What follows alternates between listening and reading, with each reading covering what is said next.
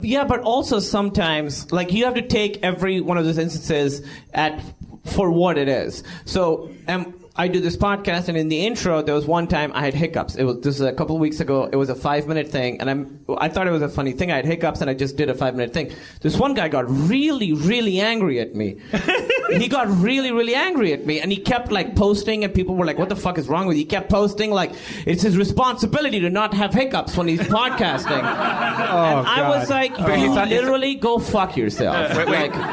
He thought you were being unprofessional? Like that was... Yeah. Like you should have held off recording until you're done. He said it grossed him out. It's fucking hiccups. Well, I'm definitely not taking that guy's side, but it's like there are people who like the sound of a fingernail being clipped might cause them to. But they should vomit. understand that then. That's that they bear that burden. Yeah, I have to live in a world where apparently everyone but me can't wait to see a close up of a fucking hypodermic needle go into a goddamn arm every single time on every TV show or movie. Anytime there's a remote excuse to do it, they fucking love it.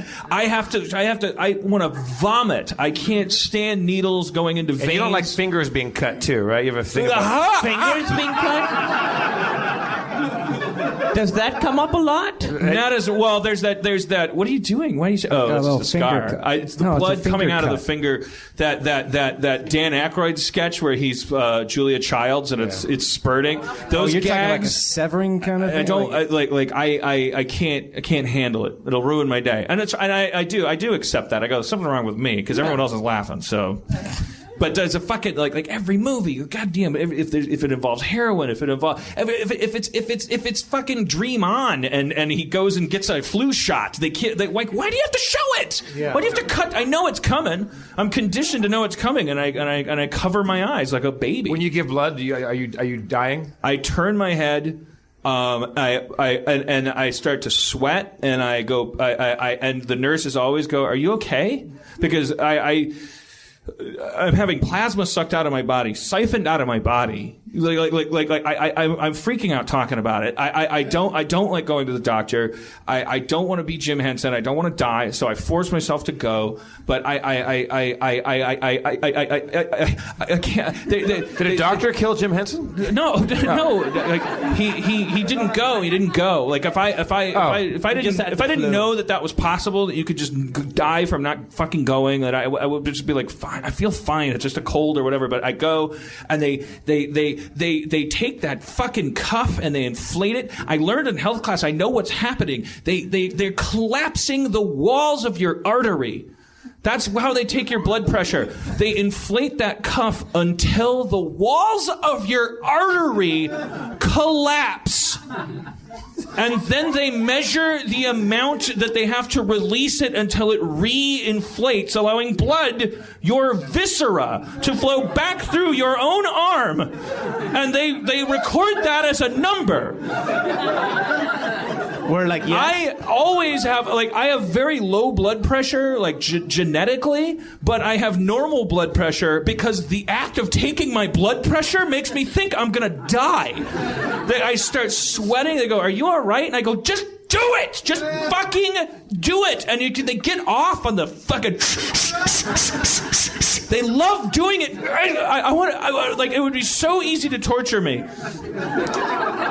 You could torture me by making me better. Al-Qaeda could just strap me to a chair, but we're concerned about you. You seem peaked. We're gonna take your blood pressure. But I'll give you the blueprints to the White House. Don't take my blood pressure. I'm gonna freak out. The taking of blood I can only get through by pretending in my head, and I'm not being hyperbolic, I imagine in my head that precisely that I'm being interrogated by an enemy, like that there is like an empire, that I'm part of a rebellion, and they're trying to get me to tell them. Todd Johnson, don't get high for this podcast right now. I have to imagine in my head that I'm somehow, that if I just don't yell out like I give up and run, that I'm a hero. I have to like reduce it to that like stuff so I just. How do you make it through the afternoon, man? That's the worst. I don't go to the doctor every afternoon. You're living on a razor's edge. The stakes are so Everybody's high. got their things, man. Mine is having fucking fluid siphoned out of my body through a tube by a bureaucrat. So it can be sent to a lab. That's me. That's mine. Not anymore. Siphon. You know, they siphon it out of your body. I know. They suck it and it starts to come out and then it goes into this is the part where Jeff goes, I love to give blood. I love it. I love to watch it. I know this about him. Siphon is my favorite word. Technically, it's not siphoning. It's more of a suction, but he loves giving blood. I don't love to watch but it's so weird that when it happens, I have to watch it because it's so fucking crazy. Also, like I love how it's made and how do they do it and those kind of shows. Like watching how they make those needles, that's fucking fascinating. And then I go, what if we took a little pointy tube and put it in your fucking body and then your fucking stuff comes out. It's awesome. I mean, it's freaky, but like you have to look at it. It's like I don't want to not see that. That's crazy. Yeah, I never look. I always look away. And then I just can't. I gotta lay there, and they're like, "Are you all right?" I'm like, I know the last half of that statement is, "Are you a pussy?" Like the answer is yes. About this, but I'll tell you one thing. If you tell me what I can't write in my TV show, I'll fucking tell you to fuck off. I'm strong that way. People at home should know that Dan has slowly been taking his clothes off while he's been on this rant. Because it's making me lose weight thinking about this. You actually, I'm not joking. You look a little pale and a little bit like a little sweaty. You know what? We should maybe take your blood pressure. Make sure you're okay. Is there a doctor in the house? I am really well. When I had that, you know who we should have as a guest because she came to the show and she talked to me after the show. The lady that gave that anesthetized me for my endoscopy. You guys weren't as impressed by that. Janice? No, it's just so, I don't know. I mean, because believe me, I had to go into a whole weird state of denial about having my first actual procedure done. I had never been knocked out. So did you get general anesthesia? I got specific to me. Yeah, he didn't get everyone in L.A. anesthetized. You mean no? Did you get the actual military officer general anesthesia? He comes in and he. No, I can't afford that. You get corporal aspirin. I had that corporal aspirin. I had my tonsils out, and I was going under, and they put me on anesthesia, and it wasn't the medical process I was afraid of. I was in a hospital where I didn't trust them if while I was under something went wrong, like an earthquake. Right. Already it seemed like chaos. There was a woman across the way in her bed going, "You're gonna love this." Wait, what? Another patient. What's the difference between these places and a DMV? Exactly. They don't know what they're doing. There is no difference. Years of schooling. Okay, there is no difference. A couple years. I would say, at least 2 more years than the DMV. Big deal. You know what I did with the last 2 years? Jack shit. You can waste 2 years, man. Not if you're in medical school. You gotta fucking get shit done. You can't add 2 years to the lady at the DMV and tell me that if my heart stops during my endoscopy, they tell you, they make you sign all these forms. These are the people. All the forms say if you start to choke to death on the tube, you have to sign all this stuff because they can open up your chest and pull your lungs out. That sounds expensive. That sounds like there's overhead involved. You're signing the forms so that your loved ones can't sue them when you die. That's why. Being in a hospital passed out during an earthquake is the safest place to be. I have this theory they ditch you. Don't. They took an oath that says they can't ditch you if you're. They don't give a fuck. No. Unless you have insurance. No. You get your surgeries done in Orange County. Otherwise, don't go there. Because I was in a hospital in Torrance, and it just felt like I was gonna die. The hospital felt sick.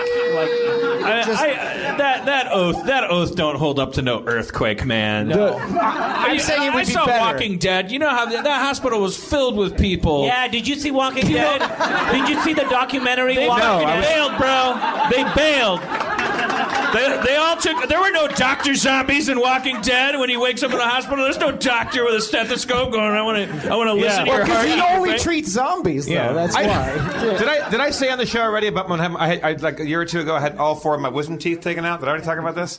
And I woke up and the doctor was gone. And they said beforehand, do you want to be under local anesthesia or general anesthesia? I said, I don't want to be in the same country. As like give me all you got. And See, that happened to me last year too. Go ahead. So I knew that one of them was really impacted and going to be trouble. But so I woke up, I'm fine. They say like kind of dress loose, like don't wear like certain kinds of clothes, don't wear tight clothes, don't wear this or that. Because they might have to like actually physically like move you around a little bit to get like you in some sort of hammerlock hold to get the shit out. And so I woke up, the doctor's gone, his assistant, this woman was in there, and I said, how did it go? And she's like, it was okay. I'm like, was it hard? And she's like, yeah, it was a struggle. And I'm like, how bad? And she was like, it was hammer and tongs, man. It was like she showed me my teeth. Yeah. Were they on her necklace? There's just a Turkish World War II soldier comes out of the shadows. He's wearing your teeth. It was. They didn't look like teeth. I'll say that much. Those were in my head for how long? That says more about you than them. I hadn't gone to the dentist in a long time, but like 3 were fine. I thought 1 was laying sideways, so that one they really had to get in there with some fucking Byzantine shit and fucking really. Do you remember when I had No, I'm going to do this now. Okay. No. Okay. Just real quick though, this is not a joke. I had defense wounds on my wrists. And my belt was off. Okay, one of those my is belt was weird. Not, it was not a belt that you buckle. It was not a buckly belt. It was ones that kind of snap in, you know? Like, it just wouldn't take a whole lot. I'm like, what? Well, I was like, she's like, he really had to, like, I think there was a point. Like, you had to really, like, suck your dick. My shirt was all fucked up. there were wrinkles like Columbo could tell if a bed has been slept in there. I could tell there had been a foot on my chest. Like, he was on me and, like, bringing out the fucking heavy artillery. And the only way to make a tooth in that many pieces is to get in there with just absolute, like, oh, man. And then he didn't tell me. He told me during the x-rays, he goes, one of your roots, because you're so old now, you should have had this done when you're 18. Now that you're 36 or 7 or 8 or whatever I was, you have to, the root grew up, your upper one, it's right up to the edge of the sinus wall, which is a very thin bone. Yo, boy. like Bill, see, a lot of people have this dentist stuff. That's the thing. So he said, he's like, and I'm not that squeamish about this. I didn't like the sound of this, but he was like, it's possible that when I take it out, it might perforate the bone there. There might be a little tiny hole in there. If it is, it'll heal up. It'll take longer to heal than the teeth. But he goes, but this is some paperwork on if it happens, probably won't. And you're healthy enough to where the bone will regenerate, and it'll take a month if it does happen, but don't worry about it too much. So I get home, I'm on every sort of medication, and I was just absolutely shit canned on whatever they had given me. And my friend drove me home, and I'm reading my paperwork, and I'm changing the gauze, and I get some broth or whatever I'm eating for my first meal, and you're not allowed to swish your mouth or anything. And so I kind of lean forward. And I was in the sink. I had a mouthful of soup, and I leaned forward, and my soup came out of my nose. Because there was a little hole in the top of my mouth. And I called him up in the middle, like, what the fuck is going on? But you're the guy that can blow air out his eyeballs, too. I can't anymore. Why? Oh, because the hole is gone. No. Oh, you lied. No. Oh. I told him about that. I also, you know what else is gone? I took out my fucking wisdom teeth. I used to make a dolphin sound that would wipe you out. I remember that. Can't do it now. Dolphin sound gone. I would have thought about that if I had a chance. But also, the thing did heal up, but for a couple of days, he's like, oh, so just here's the thing. Don't blow your nose and do not sneeze for a month. I'm like, any more involuntary shit that I should know about? Like, no breathing. He's like, if you have to sneeze, do it with your mouth as wide open as possible. What does that look like? That's like the It sounds like the first act of Speed. Like somebody that's got a vendetta against you has rigged your head. Yeah. I'm like, well, look. I also want to talk about the fact that I have what are consistent with defense wounds on my forearms from whatever fucking crisis went down in your office. All right, somebody's got to be the bad guy so that we can get some good. We can move on to the good stuff. I cut Matt off real quick. No, I think he was next, but mine's not important. I see. No, you go ahead. Oh, wow. It's like a Mount Rushmore of deferral. Yeah. No. Go ahead. We should bring